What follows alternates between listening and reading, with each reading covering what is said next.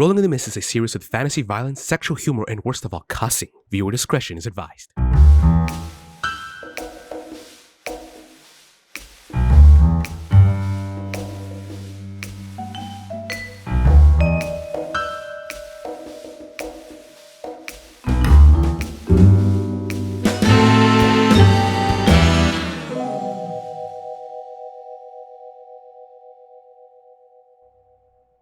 We start on a rooftop. We see bird cages.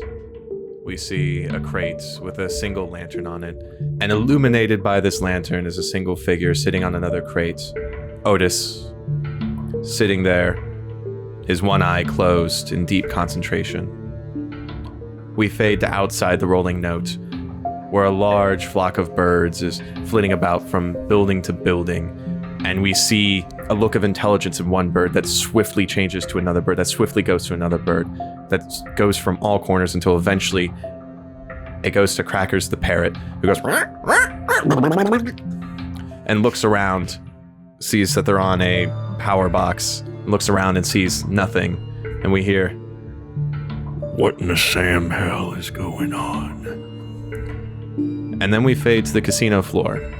The chaos from earlier when the EMP struck has dissipated. Most of the guards have rounded up the people they could catch that were just grabbing whatever they could, and everyone else has already put whatever chips they could grab in the chaos in their pockets. And we see one figure standing in the corner behind the slot machines, Daisy, who puts a single watch inside her dress, and when she opens it, we see that she has grabbed quite a bit more than the single watch. And she looks around and looks at the watch that she just stole, sees the time and goes, "It's been too long. Well, you know what they say."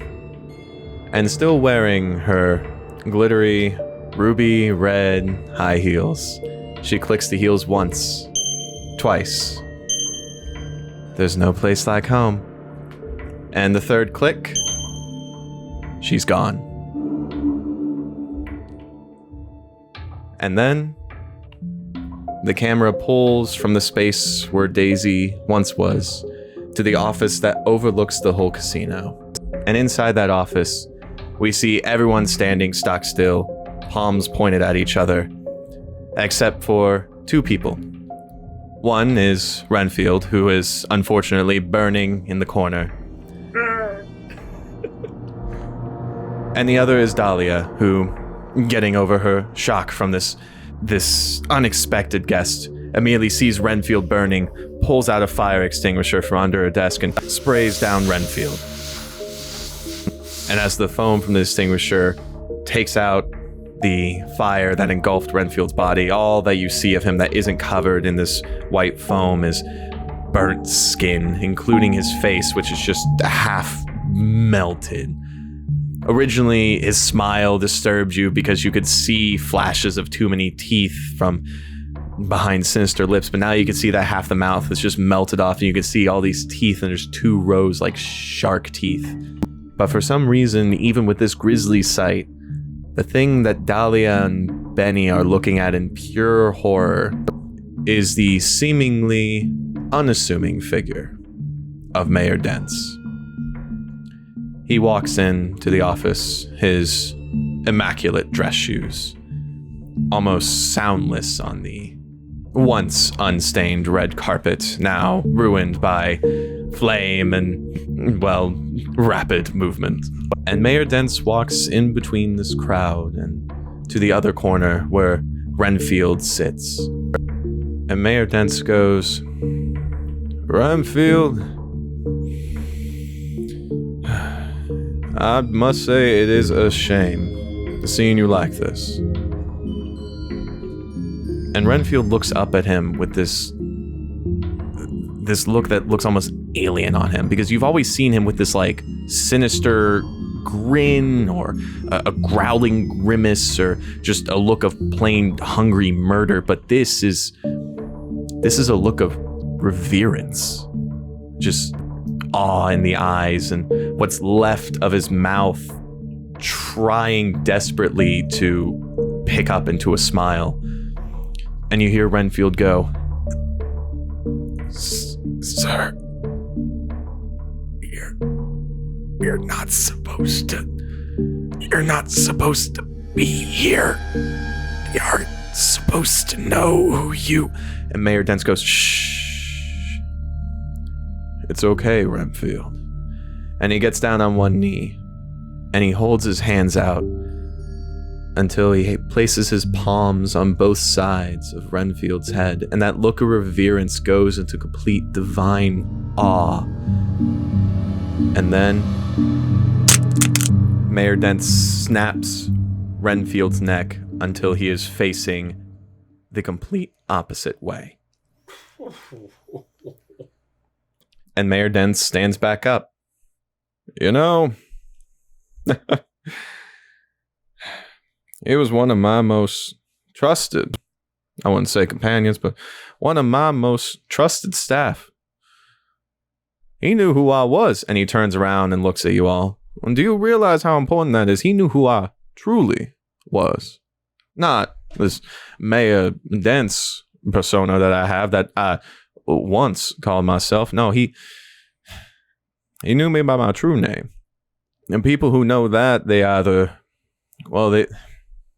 I'm sorry to say, but they either got to do what they're told or they have to die. And Renfield, well,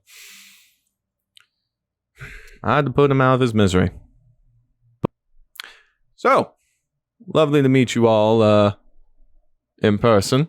He looks at Leo and goes, You're Dr. Castello, right? That's right, Mayor. Renfield told me about you. And I do apologize for what happened to your friend. This is probably, these words probably fall flat on you, but we did try to give him an out. Looking back, I do realize that what I said to your friend, Detective Strange, was it? When I was saying that I was hoping for a world where he wouldn't be needed, I did not mean that so literally, but, well, that's just how it goes, I suppose. And, you're, Eugene Fritz, right? Eugene is still looking at a half-melted faced, backwards necked Redfield on the ground. And he's just staring at that, like mouth agape. Well, I understand that. This is quite the sight that I've walked in on. And he looks at Dahlia. I kind of expected, to walk in on a game going on, so like a piece of entertainment that I could watch. I kind of figured that you wouldn't fail me too, Dahlia. And Dahlia means like, sugar, I trusted you, Dahlia, to take care of this. And Dahlia goes, I can still take care of this. Dahlia, if you could take care of this by yourself, I would not be here. And then he looks at you. Samuel Payne, correct? Indeed it is. Dahlia told me about you. I actually got to see some of the footage of you making your daring escape. I gotta say, that was entertaining. I didn't appreciate you hitting civilians on your way out, but I suppose desperation calls for desperate measures. I understand, I don't excuse it, but I understand. Glad to know that. So, where to go from here? And Dahlia pipes up, I was in the middle of a game. I could see you were in the middle of a game, and then that game abruptly ended. So now we have to change the rules. What did you three come in here for? I stepped forward. I said, Where, Mayor? Since you had great dealings with the police department, you know that Detective Strange and I were after this very specific book that has caused mayhem around Eden City. And we were told that this location might have it, and in which your friend over there, Miss Dahlia, claimed that she had it in her possession. I want to do my right as a citizen of this city to make sure that book and its dark dealings never harm anyone again. And he kind of grins a little bit. He's like, you're going after this book just to keep it from the wrong hands? No other reason. Just to save this city. I took an oath, Mr. Mayor. As a doctor, my job is to make sure that the lifeblood of both my patients, even the city itself, is made sure it's protected. And he gives this like wide, like perfectly aligned tooth grin. Like in practice in front of the mirror. Yeah, exactly. Just this perfectly practiced smile. I do appreciate hearing that. You don't see a lot of that these days. Heroes are hard to come by these days, honestly. True heroes. But like I said, I'm striving for a world where we don't need heroes. I'm sure you can understand that, Castello. Or Leo, which would you prefer? And I take a look around, just seeing the utter display of alphaness that I'm saying this. I said, well, sir, it's whatever you want to call me. Guess it's damn sure that you're the one here not to be messed with. A man that shows respect, too. I'd like to call you Leo. I'd like for us to be a bit more familiar. He takes a breath, just looks kind of like, not defeated, but just like, all right, I'm slowly kind of keeping my balance on this tightrope of a situation. Because I know that I've already extinguished my power of, our offense or my offense ability, then I'm just kind of playing it safe. And let's see. Eugene, what are you here for? Doctor. What? You will refer to him as Dr. Leo or Dr. Castello. He worked very hard for that title. Are you a friend of his? Colleague. Forgive my candor, Mr. Mayor. Alrighty. But you didn't answer my question. What are you here for? Information. It's what brings me everywhere I go. So you're a man of curiosity. So what, you just, you heard about a book, or you heard about a heist, or what is it you're looking for? The book is secondary in my own personal pursuits, Mr. Mayor. I, as I said, came for information. It is my... I am on good authority that this location, this establishment, this proprietor, and he gestures to Miss Elodie, is responsible or culpable in a mass kidnapping scheme that seems to be going underway in the underworld of your city. Not to mention that, and he points to the tapestry, that tapestry happens to be, well, it belongs to me. Oh? And he turns to Dahlia. I thought you had purchased this tapestry. Or did Renfield get it to you as a gift?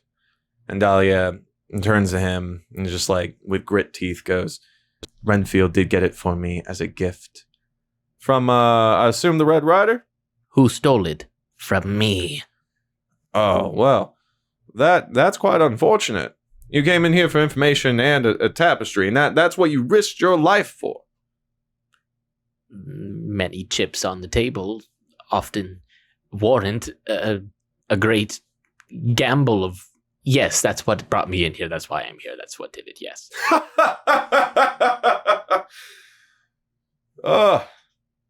You too. You two are fantastic. And you, Mr. Payne, are your intentions just as noble? I'm afraid they're not, Mayor. You see, I His was smile wrong. drops. I was wrong in a greasing game not too long ago. I've just come to collect what was mine, which I already have. Well then, I suppose you don't have any other reason to be staying here now, do you? I suppose I do not. And Dahlia just turns to like Dents with this just like look of just complete like disbelief. Like, you're not serious, right?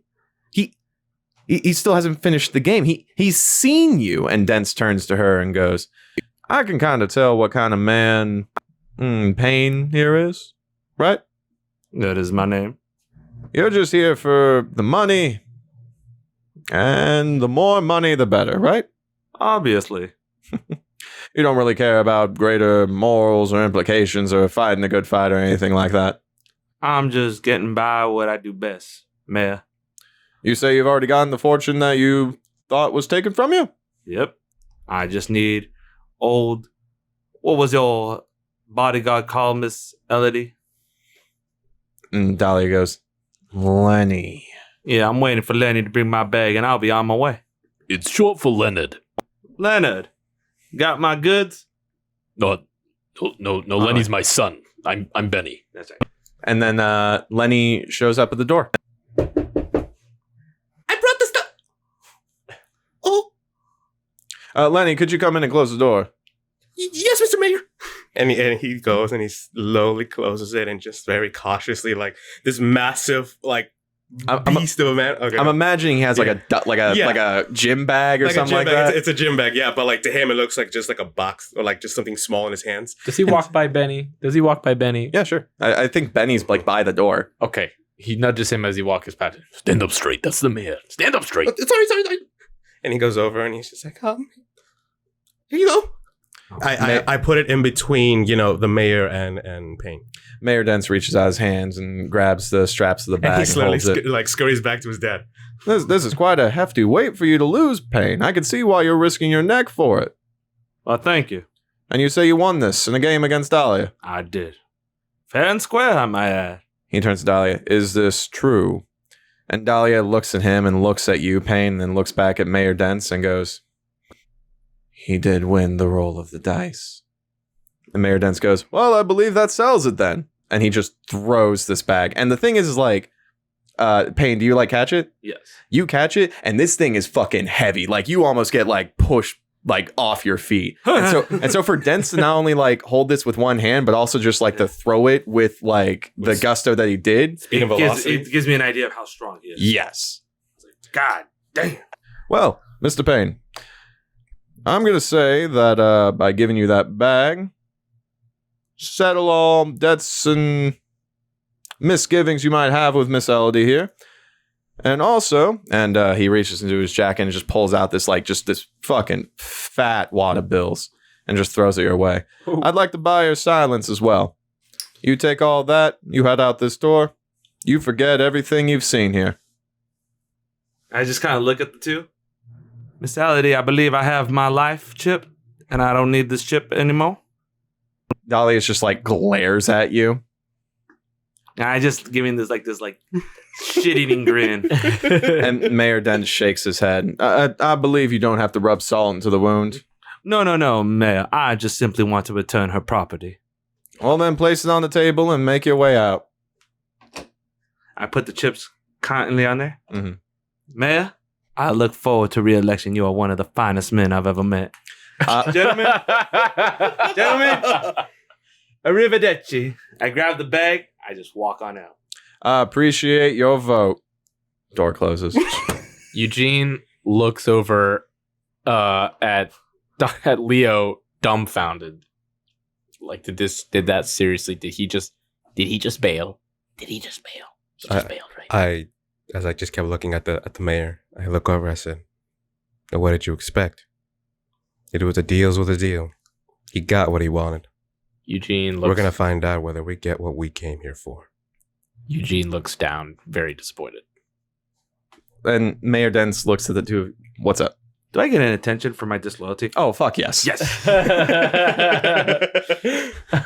In fact, level it up. Yeah. Yeah. Fuck, that's just like a pure level up to that theme. Just like, fuck you. So, Yeah, wow. Oh, by the way, before I left, I kind of tipped my hat to you guys. And I kind of walked on out. I was gonna stroke my hair, but I realized I made myself bald. Dorothy's house falls on you on the way out. Mayor Dents looks at the two of you. What? Why the long faces? Did you think a man like that would be your comrade? Would watch your back? No, sir, but there is a feeling people get when they're put in situations of extreme danger, whether living on the streets or living the high life. A friend or a person who's with you during the hard times, sir, you build a bit of a bond. Wouldn't you agree? I understand. I truly understand. So, Mr. Payne has left the building. I presume I bought his silence, and, well, if he tries to speak a word of this to anyone, I will hear of it, so hopefully he doesn't. Now that leaves you two. You two have come here for the book. That's correct, sir. And well, the book and knowledge. And the tapestry. And the tapestry. And you know what? Dahlia, why don't you take that tapestry off the wall? And Dahlia's like, you can't be serious. And you feel the air in this room grow hot as Mayor Dents shifts his head so fast you can practically hear his neck snap. And you guys see Mayor Dents' eyes glow red as he goes. I just want to say at that moment, like when I felt heat hotter than I guess what I felt when I used my power, like I started to have like a cold sweat. And like even that kind of took me by surprise. Like, oh my God. Yeah, it's at this moment you guys like feel that there is something in Mayor Dents. And Mayor Dents goes, Dahlia, get the tapestry. and Dahlia slowly steps, her legs shaking, and then walks over to the tapestry, takes a breath, composes herself as much as she can, and starts taking it off the wall, rolls it up, and puts it on the table. There. And Mayor Dents slowly shifts his head, and the glow from his eyes disappears as he goes, Wonderful, wonderful. I hope that cures any misgivings you might have with Miss Elodie. Eugene is also having some goosebumps and cold sweats and shaking hands because he's finally like so close to this thing that he's been yearning for from a mysteriously deep place. And he doesn't answer the mayor. He just slowly reaches for the tapestry. And as your hand reaches for it, right before it can touch, Mayor Dents puts his hand right under yours. Well, wait just a moment, though. You are looking for information as well, correct? Yes. I put my hand while he's breathing, like just to kind of calm him. Yeah. Yeah, and as he puts his hand, I stop breathing so heavily. As a doctor. Yes, sir. Then let me give you what else you're looking for as well. He takes his hand back and walks over to the bookshelf. And as he does, he thumbs his fingers across the books and then pulls one. And then as it slides back in, the entire shelf slides to the side. And there is this miniature room, about 4 feet high, with a pedestal and a single book sitting there. And Leo, you can feel it before you see it. This is the same book that you faced off against in the graveyard, what feels like an eternity ago, but was really 2 weeks. Mayor Dents picks up the book as the shelf slides back into place, and he holds it in his hands and goes, So much trouble over this. Trouble that was worth it, but still so much trouble. And I feel like right now we have the golden opportunity to stop any more bloodshed. Agreed. Because you and me, Mr. Castello, and I believe you and me as well, Mr. Fritz, I believe we are of similar mindsets. We want what's best for the city. We want what's best for the people around us, and most of all, we want what's best for those who are not with us anymore. I'm sure you know this, Doctor. The greatest tragedy is the fact that you can't save everyone. People die. And as he says that, like, kind of my heart kind of like crunches up, and like it just, I guess the body just starts to hurt, but I'm still kind of captivated by, not still kind of, I'm still captivated by like I feel like a bunny rabbit in front of a jaguar. Like I know the primal survival instincts are saying no, no, no, but I still just, you're right, sir. You can't save everyone. No, you cannot. But what if you could? And I look over to Eugene. Just a quick look and turn back to him. Eugene meets his eyes and looks back. I see I still have your interest. You see, I once accepted death as an inevitability too. And I faced death before, and I had people who were very close to me die. And it seems like the only answer was to just come to peace with that. That's what everyone told me, but I refused. And in that refusal, I found who I truly was.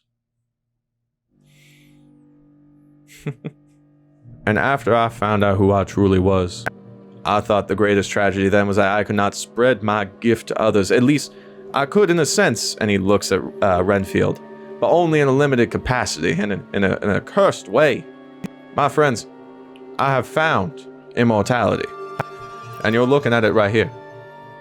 It's lonely, it's hard, but it is a possibility. For you see, I have gone by many names in the past. The Dark One, the Impaler. Names made by people who did not understand what I was. But, and he smiles, and it's at that moment you see that two of his teeth are much sharper than they should. It's Vlad. You may call me Mayor Dents, but my true name is Vlad Dracula. I say nothing.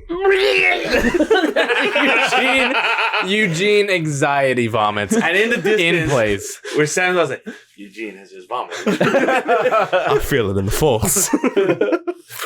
Yeah, Eugene straight up vomits in place on his shirt. Mayor Dents goes, no, you don't have to call me that name. I can see how that might be surprising. You can still call me Mayor Dents if that's what makes you comfortable. In fact, I would prefer that in other company. While he's saying that, I kind of go over to check on him and kind of like, do I still have to roll to kind of like just heal him? Yeah, didn't take a status. Yeah, he didn't take a status. I think you just... Okay, yeah, no, okay. Then I'm just You can pat my back. yeah, No, I'm you just can like, pat my geez, like back. I concern, and I kind of like pat his back and kind of lift him up again. Mm-hmm. Luckily, I missed the tapestry. Mm-hmm. Yeah, the tapestry's on the table. You were like holding it like, Yeah, definitely away from the tapestry. Now, as you can see, I found immortality, and I couldn't spread it. I could spread a corrupted version of it, one that made people obsessed with me, one that prolonged their life, but certainly didn't make death an impossibility. Until I found this book. Now, when some woman, man, I still don't know what, when some person on a motorcycle drove around and was offering a book that could raise the dead, yeah, it caught my interest. And looking through these chapters, I've found the impossible. My friends, I've found a way to spread immortality through this city. I've found a way to make death a thing of the past. And at that moment, I'm like, my eyes get slightly like big, bug-eyed as I'm turning to Eugene. Kind of like almost subconsciously saying, oh no, this is going to get bad. And as he says he's made death an impossibility, Eugene feels something in him. He meets your eyes and sits in like when that look of something bad's about to happen. He meets you, but he's already shaking his head no. He's shaking it no at the tapestry. He's shaking it no at Dahlia and back at the mayor. And, Mayor Dempsey has a look of concern on his face. And he raises a hand. He goes, No, I understand. This is a tumultuous change. I'm not a man who enjoys change myself. I believe that the world is changing too fast, that we need to go back to the old ways. But before we can do that, we need to make sure one big change, making death non-existent. And then the way things are now can be the way that they are for the rest of, eternity, if death is no longer a thing. It's unnatural. Well, of course it's unnatural. It's unnatural to spew fire from your hand. No, it's unnatural to split tables with your bare fists. No. It is unnatural to stretch the very forces of luck. Wrong. You're wrong. Mr. Mayor, you're wrong. It is true that Dr. Castello and myself possess super abilities, as well as yourself and Miss Dahlia and Mr. Payne, even. But these abilities, we don't know where they came from, but we do know that they have been a part of us our whole lives. What you mean to do is to intervene in the natural order of things. It's not right. It's not how the stage was set. But if you forgive my phrasing, it is not the natural order. Mr. Fritz, have you lost someone important to you? What? It doesn't have to be recent, but someone who you thought would be there forever, and then suddenly they are not and never will be. I don't see the relevance that this bears on our current. Please, I would appreciate it if you answered the question. Yes, of course. Yes, of course. We all have. Yes, of course. What if you could get them back? And I don't mean as a zombie or a ghoul or even a vampire. Well, if you can get who they were back, they could be here, like they have always been here. You've had to accept that they're gone, but I could see it in your face that you've never truly accepted that. And you don't have to. It wouldn't be the same. This entire time, Leo is just staring down, listening to every word he's saying. And kind of, if you were to look at his eyes, he would have a moment of complete, disbelief, but he understands what he's saying, but at the same time, he can't accept it. Like an internal struggle, that's the word. Just breathing kind of at a steady pace, but heavily, as he's just thinking upon these words, but at the same time, just looking at the chaos that was caused. Is he thinking about the possibilities for himself? Yeah. But of course, he doesn't really show that because he's looking down. Right. And he's just he looks up to the mayor. Dr. Castello, I know for a fact you've lost someone important to you.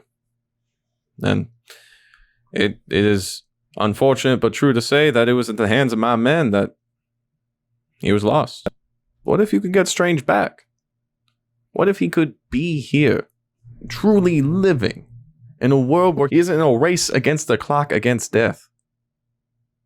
Or maybe it's not just Strange. And his left eye kind of twitches for a second, just a quick. But even with that twitch, Mayor Dents has the lightest, saddest grin. You've lost someone else too. And they could be back too. They could all be back. And you would never have to lose anyone again. Dr. Castello, I could put you out of a job in the best way possible. Every person that you've lost on the table at your hands, that would be an impossibility. Remember, every crying face that you've had to tell that their loved one did not make it. Remember every one of those faces, and then tell me that what I'm striving for isn't the most noblest quest.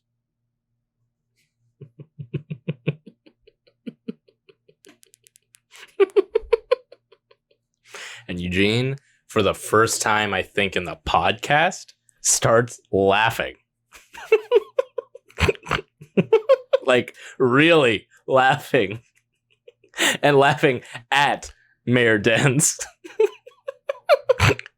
And Mayor Dents just looks at you and goes, "There's something funny there, son." Oh, quite the contrary, Mr. Mayor. Oh, quite the contrary. Quite the tragedy, in fact. Dr. Castello, it is my own great personal turmoil and fact of life that I have dealt with many bullies in my time. Bullies of all manners, shapes, sizes, creeds, and crafts. And you, Mayor Dents, or should I call you Count, are of the most manipulative sort. You, sir, are the worst kind of bully there is. You get under the skin, down to the core, grip your victims tightly, and wring them to your will like a wet towelette. Dr. Castello, he had Detective Strange killed. And now he's using that and whatever else he knows about your personal past against you and against me. Whatever he knows, he's using it. I know the power of information, believe me, and you, sir, are a bastardization of its utility.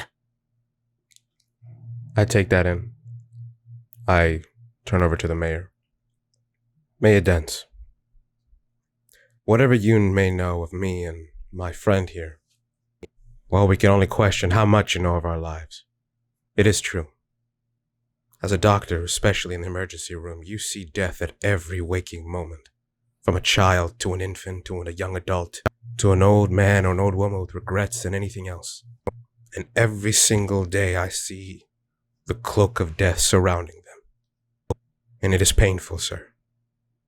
It is painful to lose someone, especially a mentor, as I did. But one thing he taught me, even through the hellish history that we shared, was that we appreciated life as it came, not as how we willed it, not even as the power of gods that we possess. But it is those small moments that we'd never take for granted, even if we did. Even if the painful way of losing a child, a loved one, if we are meant to live forever, then we can never appreciate the subtle sounds of a child crying, the slow movements of the sun, of watching children grow to adults that perhaps, yes, they became what you wanted them, maybe they became completely different. But it is not our place to ever say. In and of itself, sir, we are the guardians of life and death. Believe me, sir, you make a very valid point. And I don't know your life, sir. I wish I did. I wish I had been there. But that, sir, is completely inhuman. Mayor Dents drops his shoulders, and he shakes his head and goes, You speak of those small moments of beauty. I appreciate those as well. I know the two of you look like you have made up your minds, but let me just show you one last thing. One thing I have done to earn the loyalty of Miss Elodie here. And he turns toward Dahlia and goes, Dahlia, it's about time for the performance to start, right? And Dahlia, you see her eyes are actually like watery. Whoa. She's like, yeah. And then you guys see it out the window that overlooks the whole casino. The stage that was being set up, the curtain has been drawn during all of this chaos. And then now the curtain opens and you see a large band that begins playing. It's a beautiful melody. It's jumpy. It almost has like an island sound to it. And then you see a single figure wearing hair that's bunned up on either side of her head in a gown of the richest silk, illuminated by the spotlight like she's the only thing in the world. Melody herself. Melody has been a celebrity for quite a long time, and the rigor of her life of fame and her performances shown on her face over time, but as you all look out the window at her, you see that her face is full of more life than you have ever seen it before. She looks so young and so alive as she sings.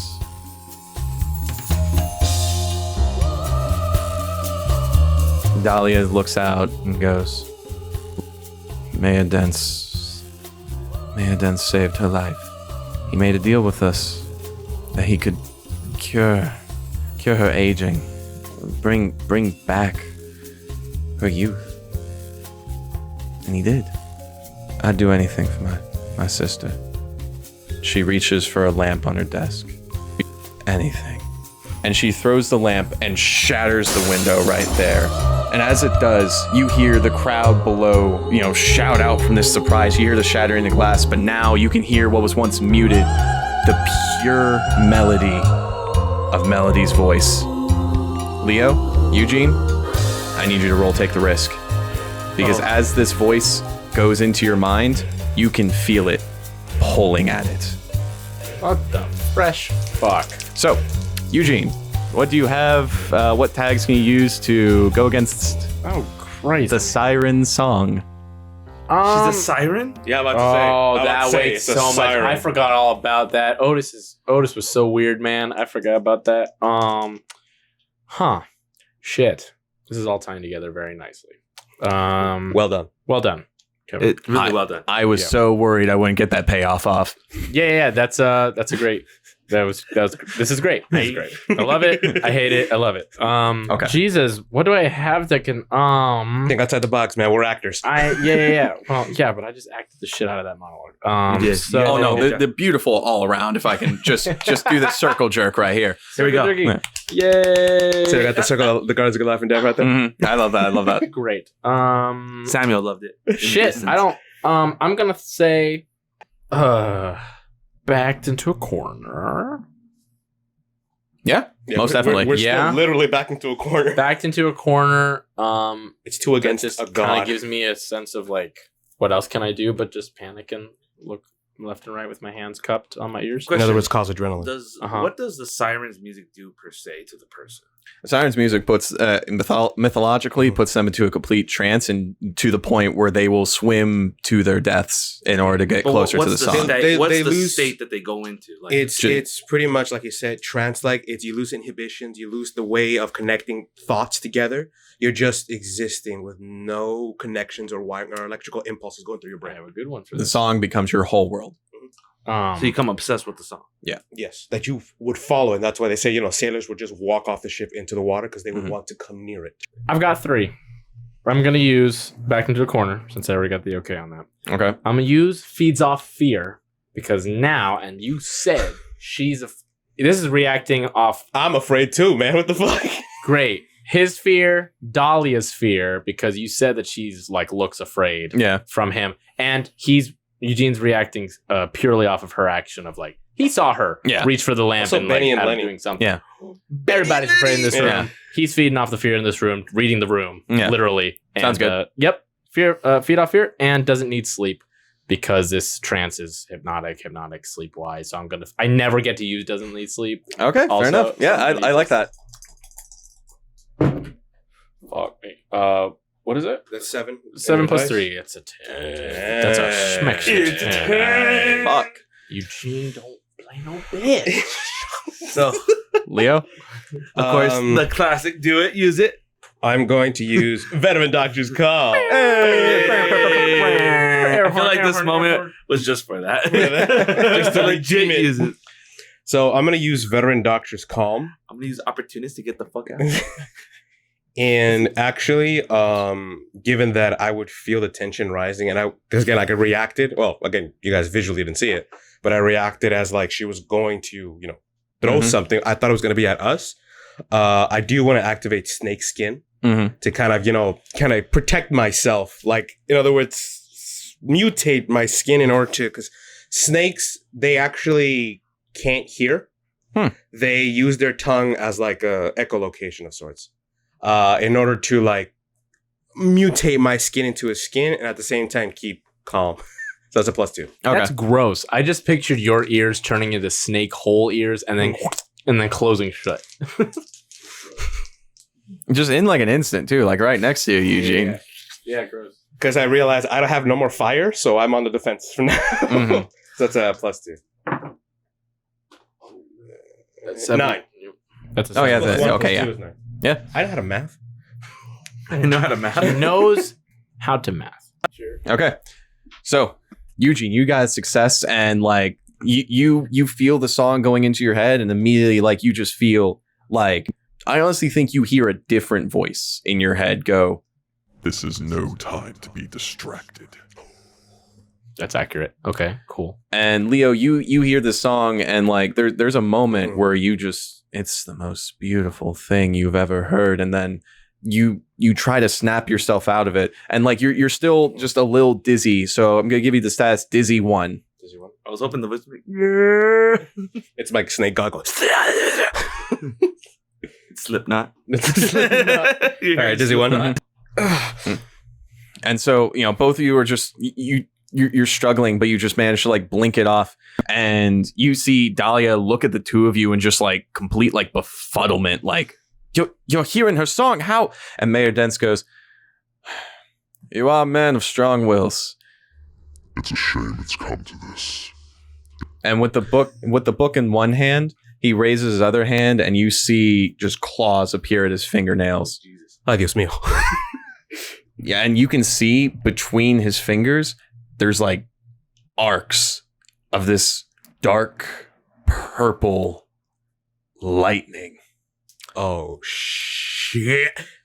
What do you guys do? At this moment, I turn around, I look at Eugene, and I'm just like, I close the book and I quit. we go for a ride, and I grab him, and I'm going to use Gale Force Control, Elemental Blessing to kind of, like make my feet lighter, and Zephyr's Children. To, in other words, create like booster feet to literally launch, because she just made a hole through the glass, right?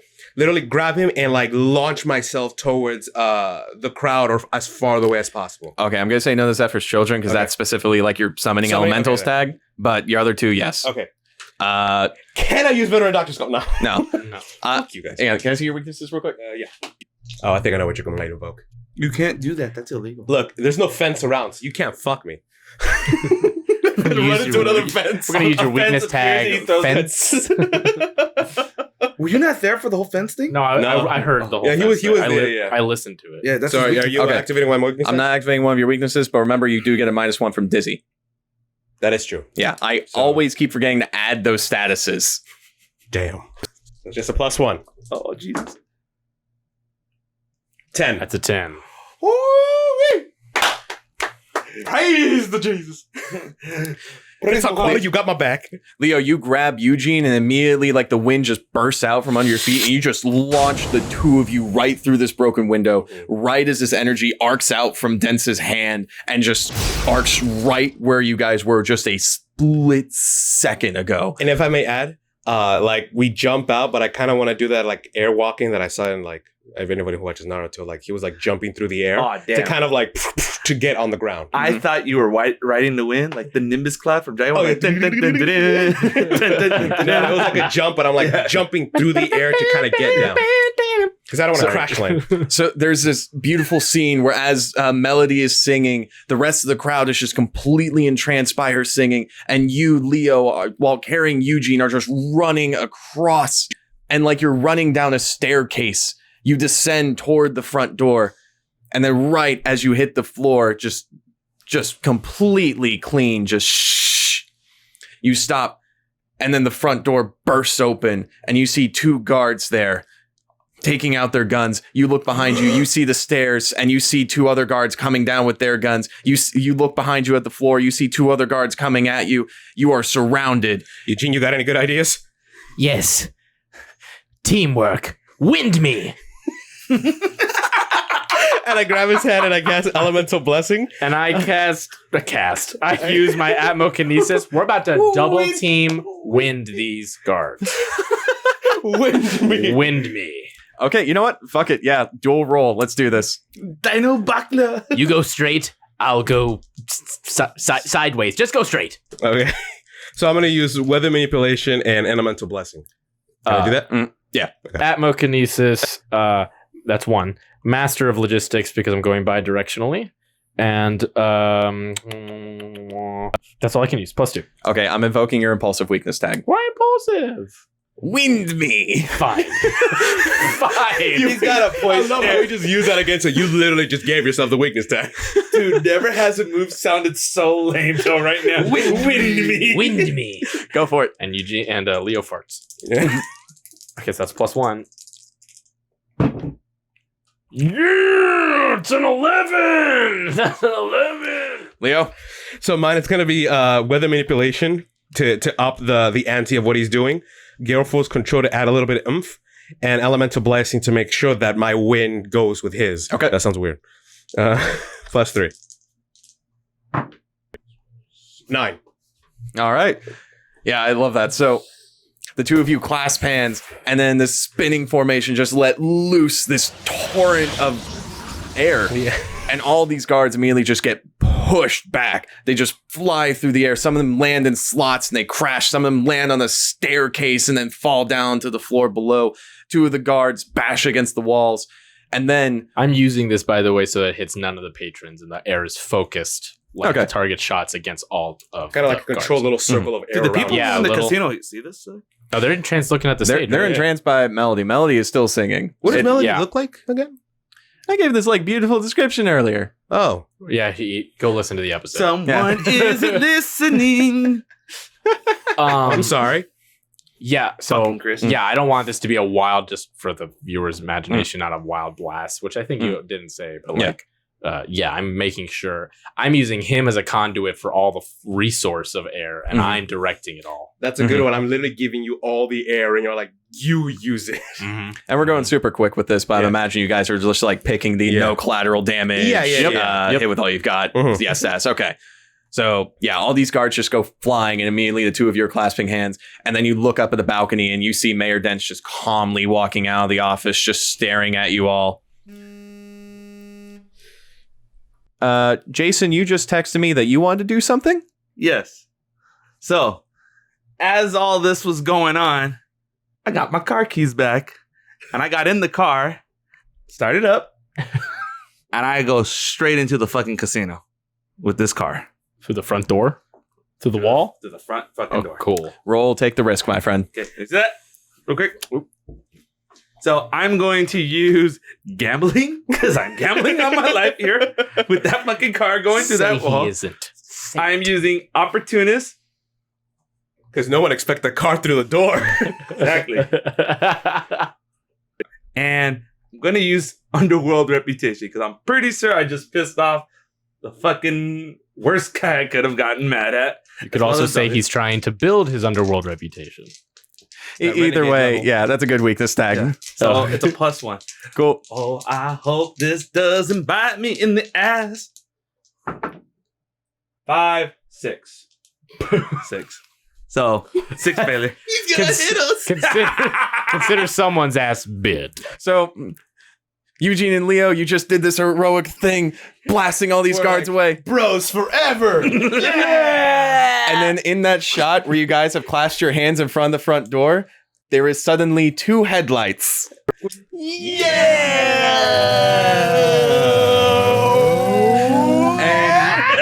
And Samuel, driving the car with the biggest grin on his face, bursts through the front door. And as I'm driving through, you hear Billy Eilish's Bad Guy playing. I can't play that, but I do You love all that. know the song. You all know what that sounds like. By the way, the part I hit you is where she goes, duh. And Maybe Kevin plays an equivalent. and Leo and Eugene, you guys get hit. Shit. You guys just get pushed back by the car. Take hit by a car 3. Sounds about right here. Man. Hit and run 3. And Samuel, you drove through this front door, which was, just slightly less wide than the car itself. So there's a horrendous metal screeching sound as the Yeah. car just stops. And then you get like to the trunk before it gets stuck. And then Samuel, you're just kind of like sitting in this car that's now stuck in the front door. And you look up and you see that you have just run over your 2 previous compatriots. I get up and I'm like, oh. And I look over, I'm like, Payne? Howdy, gentlemen. How y'all doing? Fuck. And I go over and I kind of grab Eugene and kind of pick him up. He's like, don't touch me. We gotta go. Yes, we do. Mayor, And it's so nice seeing you again. And Samuel, you look up and you see Mayor Dents is at the top of the stairs and he is slowly descending down. Back the car up. Has he seen him in his full Dracula form? No, I haven't. No, So he just knows him as mayor. So I'm just like, man, y'all feel looking quite different right now, but I gotta get going. Just wanted to say goodbye one more time. Come on, boys, let's go. And Samuel, you see the purple lightning arc in his hand. Oh shit. Well then. Now I'm here to help. And I throw the coin and I create fool's gold to fucking just cause this giant fucking metal coin just to block. Oh, metal just coin. to block whatever the hell he's gonna throw at me. Roll change the game. Alright, I use Conduct of Avarice, Selfish Return, Fool's Gold. And I'm gonna use No, not opportunist. Come on, this is an opportunity to be badass. He knows it's coming, dude. No, We're yeah, he Dracula, sees dude. it coming. Up Dracula. That's what we're trying to do, yeah. Theme of the game. 4, 5, 6, 7. So 7. You thank God. that's the name of the next arc. Fuck Dracula. You throw your coin through the broken windshield, and it turns into this shower of coins. How many attacks was that? 2? 3? Okay, so you create just a pile of coins 3 that just piles up on the stairway in front of Mayor Dents. And Mayor Dents actually looks like a little surprised at all of this going on. And in that moment of hesitation, yeah, you guys need to get the fuck out of here. Let's go! I mean, back the car up! How bad am I hurt? Because he had to I'm picturing a lot of wincing. Let's go outside. I'll hit you with my car. We'll go from there. Can he back the car up? Or is it stuck? Yeah, you throw the car in reverse, and it is stuck. Boys, it looks like I'm stuck. Eugene! Literally, yeah, exactly. Can I walk? Yeah, you can walk. Okay, great. I say that, I'm like, do what you do best, and I cast Primal Blessing on him to literally make him tough again. Roll change the game. That's gonna be a plus 1. Come on, Bravo. I'm trying my best to save you here. Gee, thanks. You really put us in the greatest situations. Jesus fuck. That is a 13, people. Things are lit up for Bravo. Oh, I feel great. Which was that thing you said earlier today? Fuck is that handout? Which one? All right, so it's a 2. You get a minimum of 2 juice, and you can also use your juice to choose one of the extra effects. And this was what again? Change the game. Change the game. I am going to get 2 juice, I guess, and scale up the effect. So I'm going to healthily roid him the fuck out. The oxygen level going into your muscles is unbelievable. You're Hulk Hogan. Oh my god. That's what Primal Blessing is. It literally enhances your physical ability. Okay. So, Eugene, you are like Popeye who just ate a can of spinach. Just yeah, exactly. And I'm seeing that happen. I'm like, what the fuck did I just do to him? And you're coming from? your muscles grow, and you just feel this full energy. So you have the status. Let's see, roided up too. Roided up too. So Yeah. I get rid of my hit by card. Does that Yeah. mean I get hit by card 1? That's like a bit- positive thing, right? Yeah, it's a positive thing. It's a positive status, so you can use that on your next roll. So you can Which get a +2. I can kind of imagine what your next roll is. Yeah, but it's better than you think. Okay. Roided okay. up You too. gotta So throw he me does in that. The Popeye's arms happen, and I'm assuming I'm right in front of this car. Yeah. So I go, whoa, and it's very inundating. What's another word for exhilarating? Whatever. Juiced up. Yeah, whatever. It's very juicy. Roided. Juicy. It's very roiding, which sounds gross. Very Campbell. No, we're not My English majors. pupils go super dilated. I put my hands on the hood of the It's like car. Crank, the movie. That's a good example. There you go. My pupils get super small and dilated, or whatever, or big, I guess, dilated. Yeah. And my hands go on the hood of the car. I look over my shoulder at Leo, and say, "Get in the car." I kind of jump on top of the hood, Get in. I grab him and I'm like, just playing. Come on, let's go, boys. You pulled me through the cracked front window. Well, I imagine that whole thing is shattered. No, okay, yeah, then you pull me. Yeah, I just pull you. Come on. So you pull him into the shotgun. Yeah. So they're both in the car. Yeah. And then I say, "Buckle up." Put it in neutral. Neutral. Puts it in neutral, and I'm gonna use this 2 roided up. I'm gonna use super strength, backed into a corner, and power absorption from the car's battery to give me even more power. Oh my god. Holy fuck, it's like the Awesome. Energizer Bunny. Yeah, I said put it in neutral. So, What is that, 5? yeah, Two, so that's 5 so far, and Yeah, I think you're good to roll. no, I want He more. didn't give me past 5. Yeah.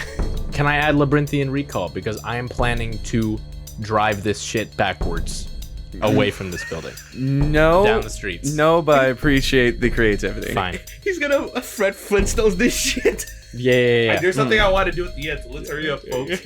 All right. Well, I'm using that +5 to get us far. Any is this ruthless? I don't think it's ruthless. No. Great. Mutation?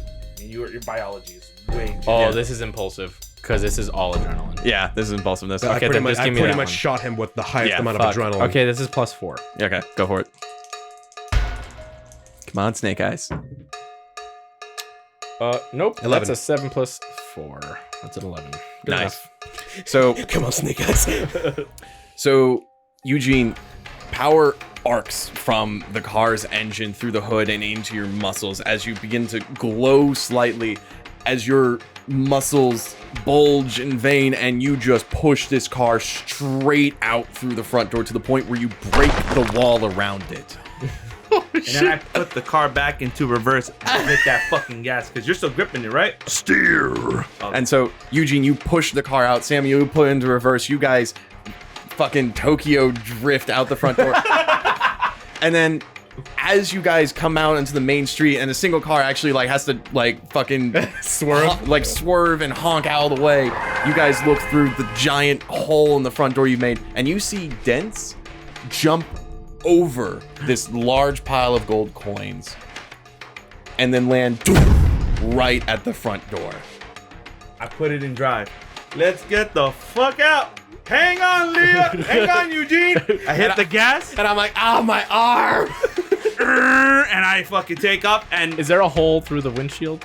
Yeah, that's how we So track when me. you hit the when you hit the gas, I want you to picture because I'm now like basically deflating like a balloon. When you hit the gas, I fly like a pencil straight through that hole in the windshield and hit the back seat and crumble into a pile. And as I hit that gas and we take off, I stick my hand out. I do this to the mayor. I give him a fuck you. a finger. And then I call back my coin. Yeah. So you just see the coin go right past and go. And so Does the coin hit the mayor on the way out? I mean, it could if you want. the pile of gold coins all devolves into a single coin, and then it flies past, and the speed of a bullet, it flies toward Mayor Dentz's head, and then Dents just shifts his head to the side slightly as the coin whips past, just glaring ahead. Some And hockey shit. And our three heisters in their now busted up car. Can I tell you what the car looks like? What? It's a Cadillac, and it's like a hot pink. Beautiful. Like I took it out. As we're hauling ass, do I witness like fucking Terminator coming at us? No. No? Okay. He walks out and he looks out, sees his car peeling off into the night, and also strangely enough sees a parrot fly out from the alleyway And I yell out, crackers! The car stops and the parrot gets into the car. Oh, there you are, little buddy. What I miss? And it drops. Go! And you peel it out of there. And Mayor Dents just stands there and stares. This could have been figured out so easily.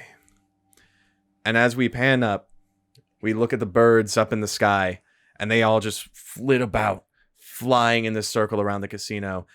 And then we shoot across the city toward a rooftop.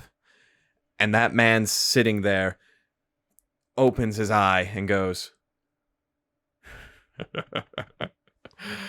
I told him we needed a man who could break some walls. It has a heart attack and dies.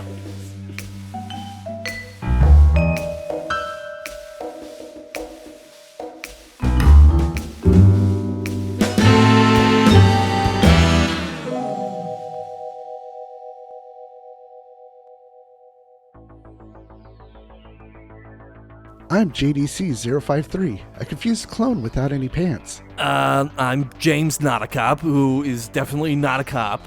I'm Tobias Clutterbuck, a terrible Victorian actor. I'm Action 6 news reporter Chet Cleveland. I'm star of the stage, Helen Slaymaker. And I'm Lieutenant Starburst Cheez-It Taco Bell Esquire, the third. And this is Rolling Misadventures, a podcast that's part tabletop real play, part improvised audio drama, and a complete and total fiasco. Join us every 2 weeks for stories of mayhem, murder, and occasionally a moose. So check out Rolling Misadventures and see how it all goes wrong at rollingmisadventures.com or wherever you get your podcasts. Dick bees.